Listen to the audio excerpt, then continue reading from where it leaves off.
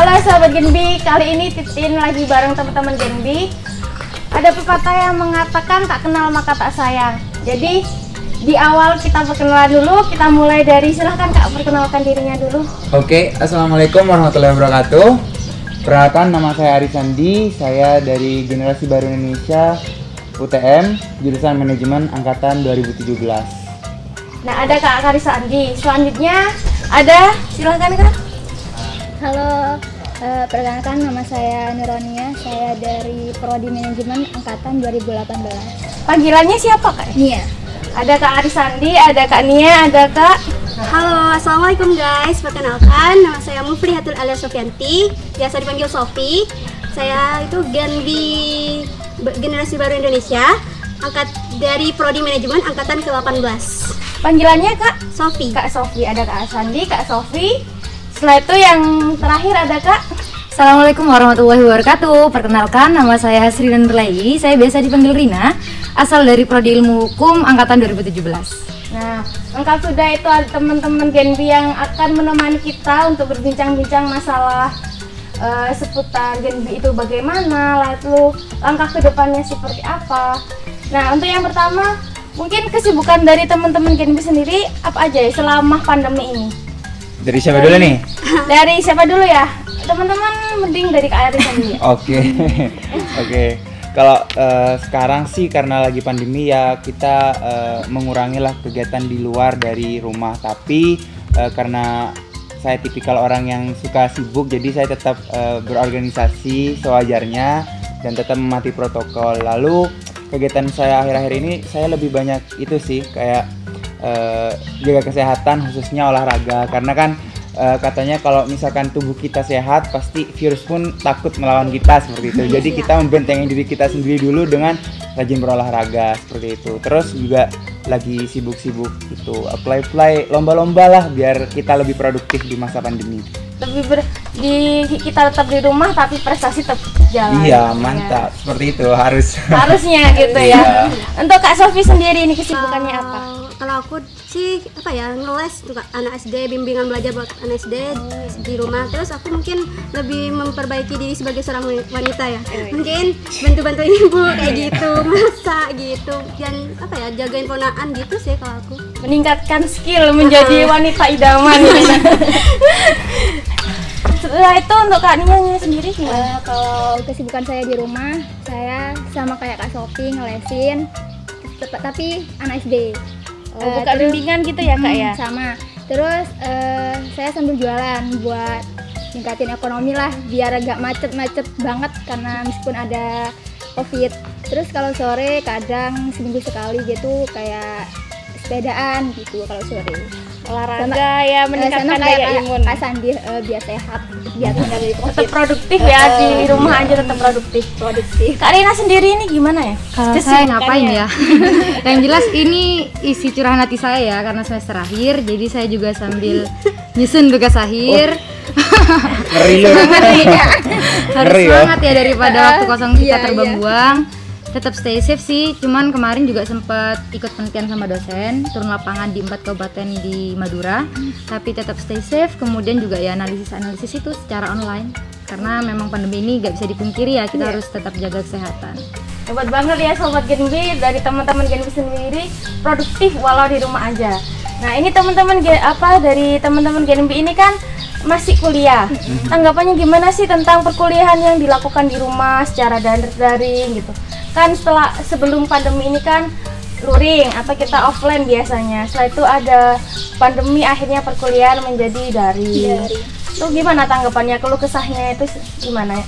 Mungkin hasil positifnya mungkin buat memotivasi sobat-sobat Genbi yang ada di rumah. Bisa dari aku dulu gak nih? Iya silahkan yuk. Curhatan ya, awal kuliah online ini orang tua aku kan gak terlalu tahu ilmu pengetahuan teknologi gitu kan.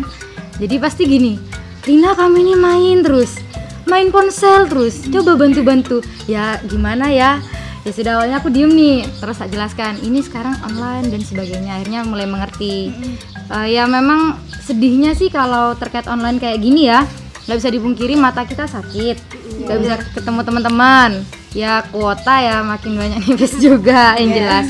Cuman positifnya kita bisa handle banyak kegiatan karena posisinya online.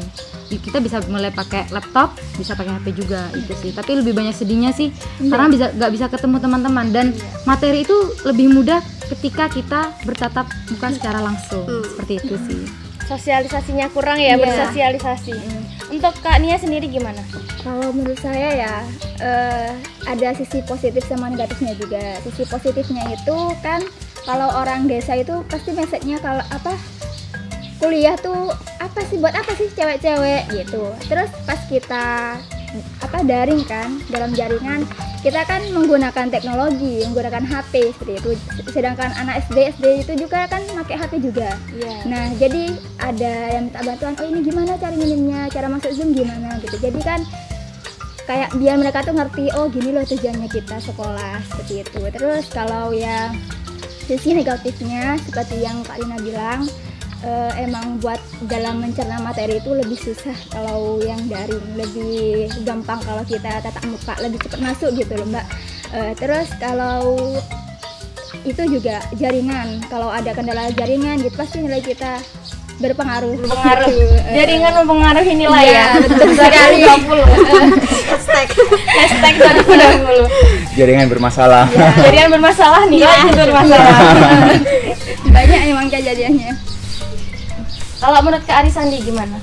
Kalau dari aku sih mandangnya dari sisi positifnya ya, karena ketika aku bekerja dengan luring, otomatis waktuku untuk menjadi fleksibel itu agak terbatas. Tapi dengan adanya daring ini aku malah dapat banyak kesempatan untuk melakukan berbagai hal dengan spesifikasi yang sangat luas seperti itu. Jadi pada suatu waktu aku bisa multitasking seperti itu. Jadi hal positif yang bisa kita ambil ya, sekarang teman-teman bisa lebih aware dengan berbagai opportunity yang ada di masyarakat dan juga di sekitarnya tanpa terbatas apapun, dan juga kita bisa menggunakan berbagai media yang kita gunakan sekarang, khususnya dengan handphone dan juga jaringan untuk lebih memperkaya diri dalam ilmu pengetahuan tentunya. Seperti itu sih.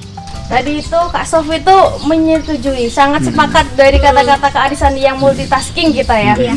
Soalnya memang benar katanya Kak Arisandi, multitasking kita bisa lebih ikut webinar tuh bisa lebih dari satu hari itu, atau kita bisa kuliah online sambil webinar. Walaupun memang fokus kita memang agak terpecah, tapi orang yang fokusnya lebih kan pasti bisa handle itu semua gitu. Jadi bisa sambil kuliah, bisa sambil belajar masak sama mama. Bisa webinar, bisa sambil ngerjakan yang lain. Jadi banyak hal yang bisa dilakukan ketika pandemi gitu ya. Ini ngomongin beasiswa Bank Indonesia. Alasan buat teman-teman ini mendaftarkan diri sebagai penerima beasiswa Bank Indonesia itu apa sih? Ini dari Sofi aja dulu. Kalau aku pertama itu mungkin karena visi misinya dan tujuannya dari beasiswa Bank Indonesia. Terus yang kedua itu karena aku tuh gak mau ngebebanin orang tua uang kuliah tunggal aku gitu. Gitu aku sih Kak, kalau aku sendiri. Ingin meringankan beban orang tua. Kalau Kak Rina sendiri? Kalau aku pribadi ya kenapa daftar beasiswa BI, yang jelas sama ya, ingin meringankan beban orang tua, saudara, karena saya tipe orang yang memang saya nggak boleh bergantung sama saudara, saya juga harus tahu usaha seperti itu. Jadi memang harus hidup mandiri sih. Dan alangkah senangnya hati juga ya meskipun bisa berbagi sedikit kepada orang-orang sekitar seperti itu. Kalau Kak Arisandi? Kalau aku sih dari sebelum masuk kuliah itu udah punya riwayat pengen mengetahui apa itu Bank Indonesia. Jadi emang dari dulu tuh passionnya, kayaknya tahu Bank Indonesia ini salah satu hal yang sangat ingin saya terapkan nanti pas kemudian hari seperti itu. Dan ketika masuk ke perkuliahan di ospek pertama diperkenalkan daftar beasiswa dan salah satunya adalah Bank Indonesia. Dan ketika itu pula kakak-kakak tingkat saya itu memperkenalkan, oh ini seperti ini loh Bank Indonesia punya program yang namanya Generasi Baru Indonesia. Dan sejak saat itu kok benar-benar seperti satu paralel deh gitu dengan misi dan visi saya seperti itu sebagai mahasiswa tentunya. Jadi ketika itu saya persiapan dengan sepenuh hati dari awal semester sampai semester keempat bisa mendaftar. Akhirnya saya daftar dan emang alhamdulillah rezeki seperti itu. Alhamdulillah rezeki kan semua bermula dan berakhir dengan rezekinya orang masing-masing. Dari misi sebelum kuliah, informasi tentang perkuliahan, akhirnya sekarang mendapatkan beasiswa. Iya. Untuk Kak Nia sendiri? Kalau saya lebih sama kayak Kak Sofi sama Kak Dina. Saya tujuan utama saya emang buat meringankan beban orang tua saya dalam biaya kuliah saya. Soalnya kan orang tua saya kan tidak membiayai saya juga sendiri, tapi juga adik saya juga.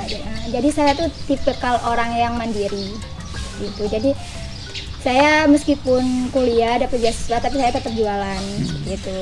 Kalau kita bisa meringankan orang tua, kenapa tidak ya? Seperti itu. Setuju banget. Terus ini ya, kalau teman-teman ini kan sudah dinyatakan lolos. Hal pertama yang dilakukan setelah dinyatakan lolos itu apa sih? Dari Kak Rina, monggo. Dari aku nih? Iya.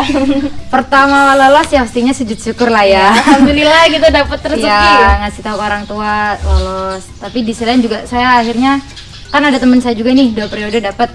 Ya saya tanya-tanya kepoin lah. Kalau di abis lolos itu biasanya gimana? Kemudian ada Gen B gitu. Oh Gen B itu gimana? Apa aja kegiatannya? Jadi saya mulai mempelajari karena ingat waktu kita daftar kan kita niat nih. Kita harus aktif kontribusi. Jadi saya mulai mempelajari seperti itu. Saya tuh untuk Kak Arisandi. Kalau dari saya pribadi sih karena memang saya udah dapat untuk kedua kalinya, alhamdulillah. Jadi Alhamdulillah 2 periode seperti itu.